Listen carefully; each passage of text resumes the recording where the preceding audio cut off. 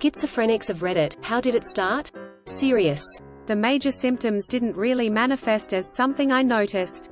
I got mixed up in weird internet communities and ended up believing myself to be in a relationship with a fictional woman. It was so serious that I could actually hear her talking to me at times. But when I realized there was a problem, it started with little tiny things. Out the corner of my eye, I'd see insects on the walls, or my phone's notification light flashing, or the shadow of someone standing behind me. At my office job, people liked to stand behind me and wait until I noticed them to actually talk to me. Then it grew. Occasionally, I'd see a shadow person walking under some street lamps, but they'd be gone when I looked again. Or I'd use my phone's GPS to go somewhere, and I could faintly hear it blabbering random syllables between instructions. What really frightened me was when I saw a little dancing dot in the center of my vision. It was the most direct, obvious sign my mind was failing. I went to the walk-in for an unrelated issue and brought up my hallucinations at the end of the trip, and the doctor told me that he'd get an ambulance for me if I didn't drive myself to the nearest emergency room. They put me in a little mental health assessment wing, where I thought there were cameras in the walls. There was a really noisy fan in the bathroom that turned on with the lights, and I could swear I heard the nurse babbling to the security guard while I was in there. It didn't make any sense, just like the GPS, but it was about me. I knew I had to get out of there. Despite the delays from bigger hospitals, I was able to see a private psychiatrist who put me on medication. My issues stopped almost completely, with few side effects, once we found the right medication. I still see the occasional bug or something like that, but it's under much greater control now. Are you expected to be on the medication for life? Are there side effects? I expect to take my medication for the rest of my life. My last psychiatrist told me that my schizophrenia is almost certainly lifelong. There's hardly any side effects, though. I'm energetic enough to function normally, for example, unlike certain DG. There is an interaction with alcohol, though, so I only do 1 drink per night if that. People seemed like they were always looking at me and talking about me, more than usual. I started getting worried the ground might vanish or my car windows were TV screens showing me fake sights. Saw little light pixie lights floating around by the time I got into the psych ward. I don't have a diagnosis, and was just reading this thread out of interest, but this struck me.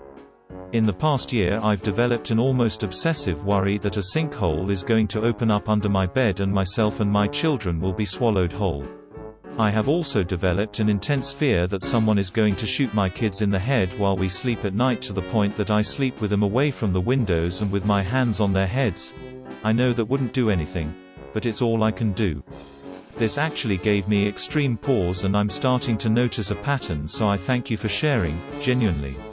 My mental health has taken a nosedive recently, and I needed the motivation to make a change. I would have never brought those two things up to a doctor, though, had I not read this. People don't realize the difference between normal worrying and mental illness-induced anxiety and pure terror. It's crippling. Getting help was good for me. I am probably going back for more. That sounds frightening, especially the one about people watching you. I experience it myself sometimes. I think that strangers are whispering about me or that I am smelly or such, but it is not constant. There are periods of time where I was almost constantly uneasy when I was in public. Do you experience periods where it is strong and weak, or is it constant? It fluctuated a lot but tends to be more stable with meds. When I was a very young child, I used to get visited by this light show that would come when I was scared and couldn't sleep.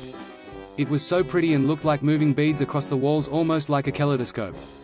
Didn't connect it that was the beginning until years after my diagnosis. Have you ever gotten the light show since you were a kid? I've read that in some cultures, schizophrenia sometimes expresses as more benign voices of help or encouragement, not threat. Is this not normal when you're a kid? When my room was dark, not pitch black, I would sometimes fall asleep watching the red hearts and the almost too bright colors. Possibly. My therapist reckoned it could have been the start. But now I think about it, I've never asked anyone else if they experienced that as a kid, so maybe it's a normal thing. Before I was aware it was a thing, I woke up to lights being on that I swore I turned off, hearing things in the house. I started to think my house was haunted, which was stupid considering I have a family history. My house was not haunted, my brain is. My first legitimate psychotic break, I was mountain climbing. Saw a child on the summit and freaked out that he was going to fall. My friend just stared at me, there wasn't anyone there. Edit. Thank you for all the well wishes and awards, very kind and unexpected. Schizophrenia is something I struggle to talk about in my real life because the stigma is enormous. It is absolutely mind-blowing to me that the human brain can take visual stimuli from the real world and weave in its own creations so convincingly. Mountain climbing sounds like a pretty bad place to have a psychotic break. It was. I would hear a loud party in the kitchen, as a kid, when everyone was sleeping.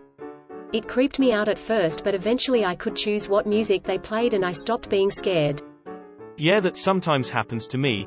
Hearing people I don't recognize talking, but it only happens at night, when I'm exhausted. How do you distinguish that from sleep hypnagogia, IDK if that's the name, or is it the same? I had the feeling people were watching me, but would stop as soon as I started to watch them back. Then it began to feel like I was judged on everything I was doing, on how I was performing in life. At this time I was 13. It ramped up slowly until I reached 16. You know that feeling when you're talking to yourself but you slowly realized it is not you that you can hear in your mind? I had that 3 days before Christmas when I got 16 years old. But I didn't want to tell my parents, it's Christmas, not exactly the best time to declare, yo, I am batpoo crazy, when you have family over. And let me tell YPU, my voice was super convincing to keep that for myself. Luckily for me, my aunt could not make it to my parents' house because she believed the FBI was looking for her. My uncle brought her to a psychiatrist, who declared she had schizophrenia. It became clear to me that I was going through the same thing as her, so I told my parents. Then I got my diagnostic. That was the worst Christmas I have ever had. Out of curiosity, what does it mean by it's not you in your head? When you're talking to yourself, you can feel like you almost hear your own voice. Like if you're softly speaking so only you can hear what you say. But in my case, it slowly became a voice other than mine.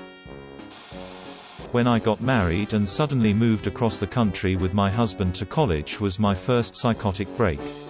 2 voices started talking to me regularly after that, and I realized that one of them had been there since high school. I just assumed everyone had an outsider voice talking to them too. If you don't mind me asking, what kind of things did these voices say? The first voice was softer and comforting. The second was harsher but still insisted that it loved me. The first one would say that it would take me away and do things that I liked, particularly dancing.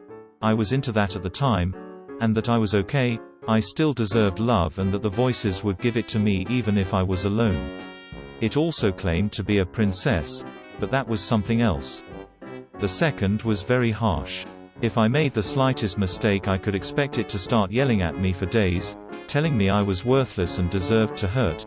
But then it began to insist that my body belonged to it and that I was just being allowed to pilot it. Through all this though it still insisted that it loved me, and that's why it let me pilot its body.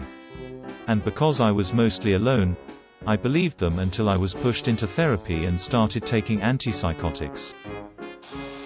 I have a schizophrenia spectrum disorder called schizoaffective disorder, bipolar type. It's like a combination of schizophrenia and bipolar disorder. It started for me when I was in middle school. I started feeling like I could feel other people's emotions and read their thoughts. Then I started feeling like they could read my thoughts. I began to hear music all the time, at different volumes, sometimes quiet, sometimes deafeningly loud, coming from outside, or the apartment next door. Throughout my life I would have episodes where I would talk to, communicate with plants, or believe government organizations were out to get me. Sometimes I would have instances of disorganized speech, thought. A few years ago it started to get worse. My hallucinations and delusions started to become more frequent and bizarre. At that time I also started to have problems with negative symptoms. I stopped being able to concentrate on anything, or motivate myself to do much of anything. I used to be a big reader, reading a dozen books a week, and now I can barely read 10 pages at a time. Hell, I can't choose between shows to watch on Netflix, or channels to watch on YouTube. I just don't have it in me to care about it. But I'm still able to hold down a basic, which makes me a minority among people with schizophrenia. I microdosed LSD to cure long-term treatment-resistant depression and anxiety, supplementing every few months with MDMA. When I stopped this regimen I began believing strange things and started hearing voices. I was a member of Zen at the time and put on quite a poo show with spiritual enlightenment as the primary object and interpretation of my illness. This lasted for some months, eventually culminating in hospitalization. Several years, thousands of dollars, and a lifetime later I am doing quite well, but for some time I was completely disabled and had to build back from that. My mother was normal before overdosing on PCP at a Halloween party. I was only 5 at the time, but I've talked to a lot of people who said that she just changed totally after she got out of the hospital. I imagine it could have happened anyway. She was only 21 at the time, so still time to occur in the normal time frame, but I used to really wish it never happened and she was still normal. Ah man, skeptical smiley face. I am so sorry. I am sure that was tough to grow up with. Early 20s is a very common time to develop a fake. So sorry for your loss. Please love her as best you can. I noticed it in my early preteens, 12 to 14, and was dismissed by my family as being difficult, a liar, and never able to finish anything. By the time I hit my 20s I was a dissociating, narcissistic bitch who had no idea what reality was ever. I finally got actually diagnosed at age 25 and have had ups and downs for 25 years now. There wasn't necessarily a begin point. But I guess the first thoughts I started to have that were intrusive began when I was 14 to 15. I consistently thought the people around me wanted to kill me or harm me in some way. Didn't matter who it was. I started to believe that I could read people's minds and their intentions. I thought that my mother and father and everyone I thought was close would talk behind their backs and come to conclusions that I was someone they had to eliminate. It spun pretty deep from here. By the time I turned 20-ish, the thoughts became voices other than my own. I started to manifest outside influence within my mind. I believed that I could speak to God and he would speak back. We would have conversations. Lots of stuff just kept coming up. I didn't tell anyone, and made it worse when I did. I told my mother about this when I was about 22, and for a year or so she constantly would make comments that she was afraid I would murder her, and told multiple people about my condition without my permission, and would say things like she needs to lock her door at night now, and she can't leave her room at night because she thinks I'll come murder her. So I guess you can decide where it came from. Tears of joy. Did she not think perhaps you needed to seek professional help, rather than freaking out and locking her doors? Do you mean why? In my case it was genetic. My grandfather, uncle, aunt, and 3 cousins also have schizophrenia. It didn't start suddenly. My first total psychotic break wasn't until a few years after I started hearing voices. The first hallucination I had was of a snake, and it was because I knew it wasn't real that it was frightening. I kept insight whilst the experiences grew for a few years until I lost it and derailed into total delusion. My delusions, when they occur, these days mainly consist of the idea that something, a mechanical ball, a giant grub, a controlling diode, has been inserted into me somehow and I have to remove it or I or others will die or be harmed as a result. Main reason why I don't have an IUD or similar for birth control, it would certainly trigger my illness enough to rip it out. Are you able to realize these are delusional thoughts at the time, or do they seem to be grounded in reality? How can you tell reality from delusion, or is that half the problem? It started in high school for me. I suffered from childhood trauma and a suicide attempt before all this, so those may have been factors that caused it. At first it was voices. I thought I could hear spirits and talk to them. Then I started seeing them. Sometimes they were like people, other times they were more like demons. They would often harass me and frighten me in public places, try to get me to react. For some reason I believed that this all had to be kept a secret, so I tried my best not to acknowledge them when I was around other people. There were also other things like strings coming out of people's skin. I also started believing that my dreams were prophetic and the end of the world was coming. Eventually my parents caught on that something was wrong with me and they took me to see a psychiatrist. That was when I was 18. To this day I still have a phobia of mirrors thanks to one hallucination I had. I started meeting these huge wolves in a forest near where I lived. The rest of the world disappeared and I could morph into a wolf myself and just run around as if running away from danger and towards a new hunt. IRL, I was just a girl who took off her shoes and socks, no matter what the weather was like, running around the forest. When I was particularly stressed out, I would sneak out in the middle of the night to run with the wolves. Feelings of being followed, watched, and general paranoia. I used to do everything as if I was being recorded, screaming in my head in an attempt to fade out my own thoughts that I felt was not controlled by me. seeing, shadow people, generally a vivid imagination and a lot of daydreaming to escape reality as scared child. I was diagnosed with schizophrenia at 19 after several years in and out of mental institutions.